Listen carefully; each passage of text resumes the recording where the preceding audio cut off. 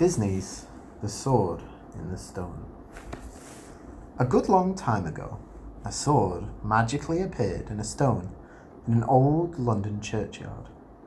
An engraving on the sword said that whoever pulled the sword out of the stone would become the King of England. Knights in the land tried to pull out the sword, but they weren't able to. Soon, everyone forgot about the sword in the stone. Far away from London lived a boy named Arthur, but everyone called him Wart. He was a servant to a knight named Sir Ector. One day, Wart distracted Sir Ector's son, Kay, as Kay shot an arrow. He's a knight puppet.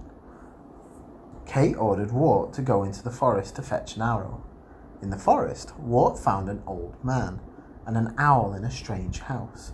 The man was a wizard named Merlin, who said he'd be Wart's tutor. After not having the tutor for some time, Wart gladly accepted Merlin's offer. Merlin came home with Wart. Merlin told Sir Ector and Kay that Merlin was a wizard. Merlin proved it by causing an indoor snowstorm. There was news that there was going to be a tournament in London. The winner would be crowned the King of England. Sir Ector was sure that Kay would win the tournament, and the next day, Merlin started teaching Wart about magic. Merlin waved his wand and he and Wart turned into fish. Wart was able to escape a big pike in the castle moat.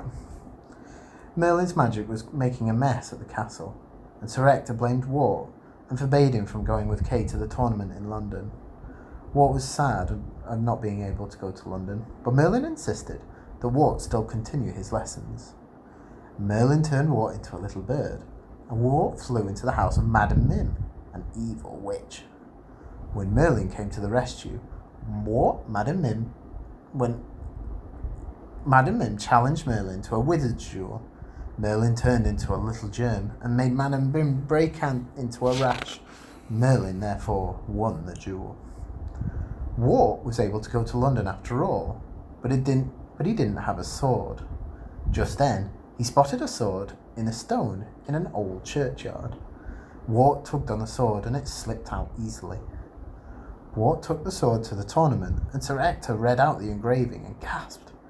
It was the sword in the stone!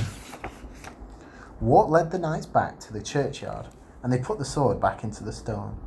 But none of the knights could pull it out. It was stuck. Only Wart could free the sword from the stone. "Hail, King Arthur! Hail, King Arthur!" cried the knights, as they all knelt before Wart. Wart didn't feel like he was worthy being king, but Merlin reassured him. Merlin said that he and his owl would always be there for Wart.